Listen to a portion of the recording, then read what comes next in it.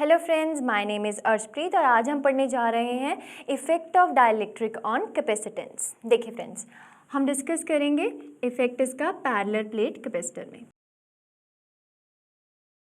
Late us take a parallel plate capacitor. इन दोनों के बीच में डिस्टेंस कितना है? दोनों प्लेट्स के बीच में डिस्टेंस है ए, एरिया रहेगा ए, इसके ऊपर चार्ज था प्लस क्यू और इसके ऊपर minus Q, like this.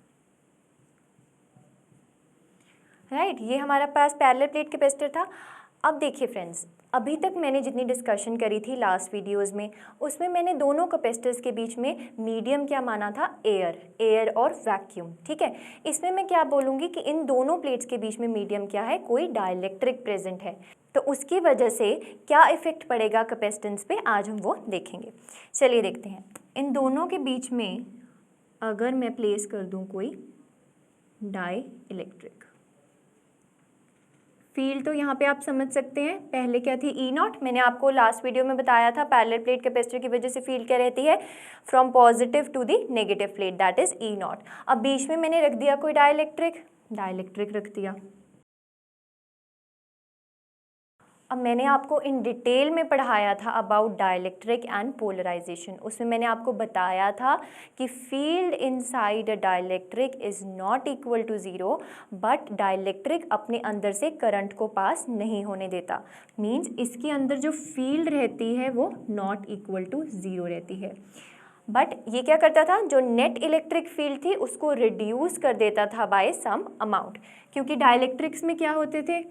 Molecules होते थे, पोलर मॉलिक्यूल्स।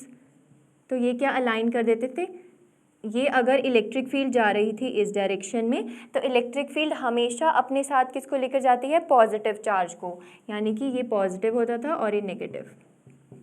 तो इनकी वजह से कुछ फील्ड जनरेट होती थी, ऐसे सरफेस पर चार्जेस इकट्ठे हो जाते थे।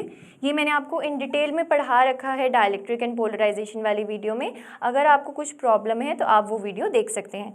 देखिए, इसकी वजह से फील्ड आती थी इस डायरेक्शन में और इसको मैं बोलती थी ई इंड्यूस्ड। याद आया? इसको मैं क्या बोलती थी? ई इंड्यूस्ड। ये क्या करती थी? जो नेट इलेक्ट्रिक फील्ड थी मेरे पास ई नॉट, उसको रिड्यूस कर देती थी बाय सम अमाउंट। इस फील्ड को मैं क्या लेती थी? ई इंड्यूस्ड। राइट, तो नेट इलेक्ट्रिक फील्ड जो होती थी वो रिड्यूस हो जाती थी बाय सम अमाउंट ई आई।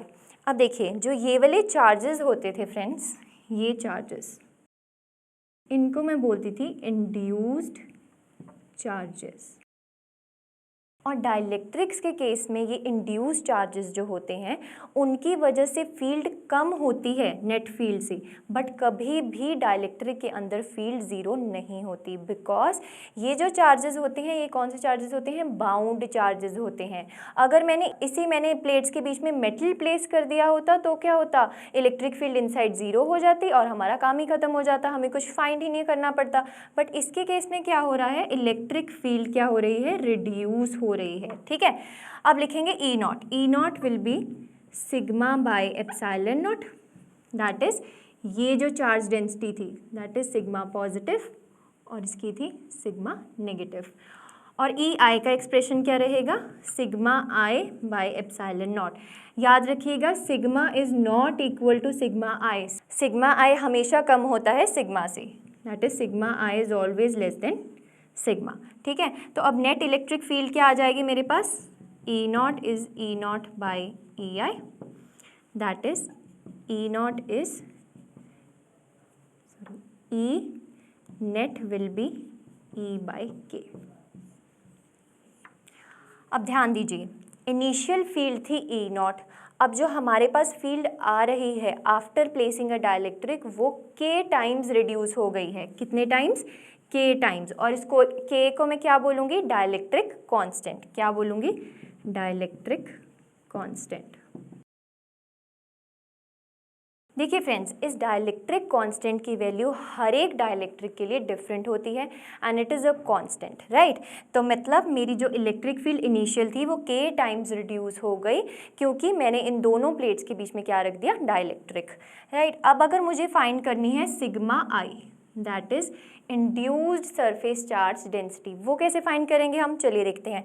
ये एक्सप्रेशन था मेरे पास, इसमें मैं ई नॉट की वैल्यू जब सब्स्टिट्यूट करूँगी तो ई नॉट मेरे पास जो नेट इलेक्ट्रिक फील्ड थी ये क्या आएगी, ई नेट, इसकी वैल्यू आ जाएगी ई नॉट बाय के।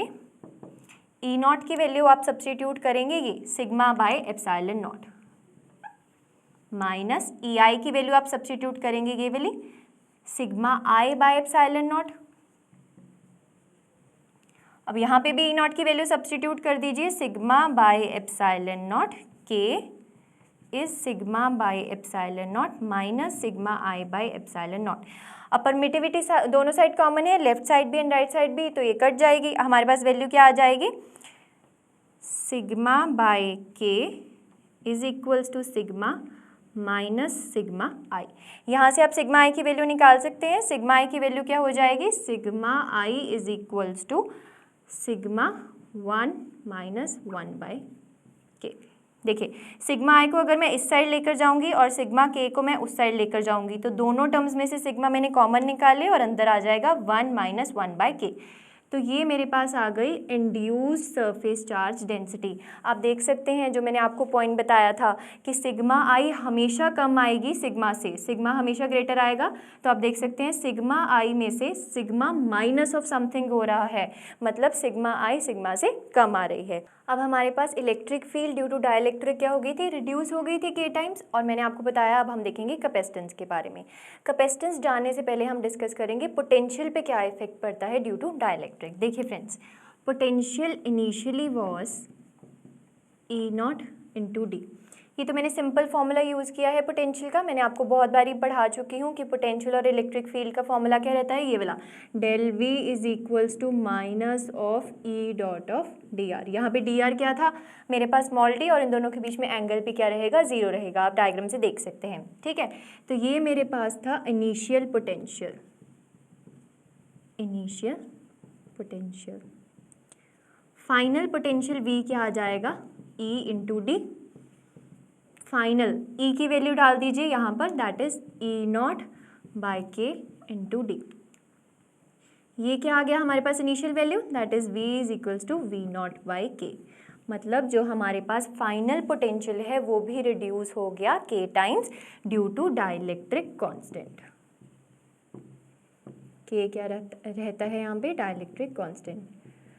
तो मतलब अगर मैंने दोनों प्लेट्स के बीच में डाइलेक्ट्रिक को रख दिया तो उसकी वजह से क्या हुआ, इलेक्ट्रिक फील्ड भी के टाइम्स रिड्यूस हो गई और पोटेंशियल भी के टाइम्स रिड्यूस हो गया। अब चलते हैं कैपेसिटेंस की तरफ कि कैपेसिटेंस पे क्या इफेक्ट पड़ा। अगर हम इनिशियल मानकर चलते हैं कि capacitance was C by C is equals to Q by V naught, ये इनिशियल कैपेसिटेंस थी। Final capacitance will be Q by V, Q by V की वैल्यू डाल दीजिए ये वाली, Q by V naught into K.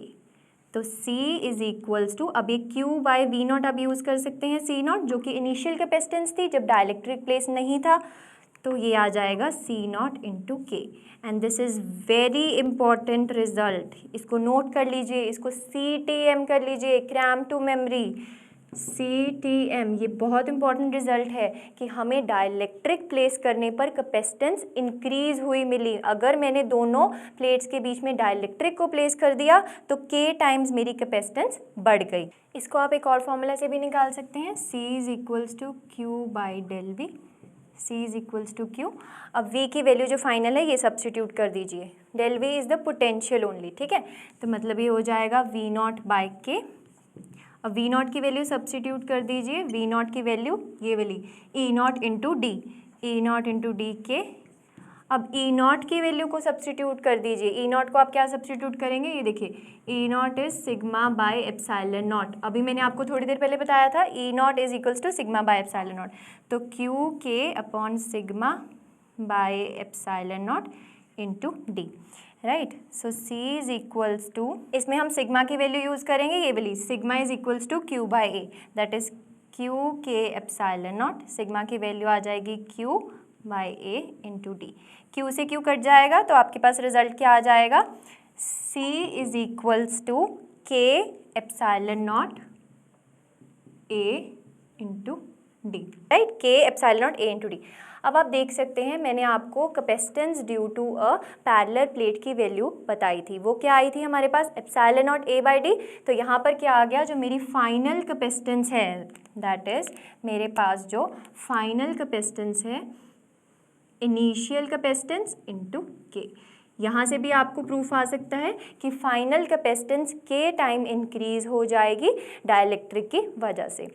तो अगर हम कैपेसिटर में डाइलेक्ट्रिक को प्लेस कर रहे हैं उससे हमारे पास क्या फ़ायदा हुआ, एक तो कैपेसिटेंस बढ़ गई, दूसरा उन दोनों प्लेट्स का डिस्टेंस कुछ हो गया, मतलब डिस्टेंस मेंटेन हो गया, अब वो दोनों स्टिक नहीं हो सकती एक साथ। तो डाइलेक्ट्रिक प्लेस करने से हमें ये दो फ़ायदे मिले। इसी के साथ हमारी आज की वीडियो होती है फिनिश और हम नेक्स्ट वीडियो में पढ़ेंगे about Van de Graaff generator. Till then keep revising and enjoy physics.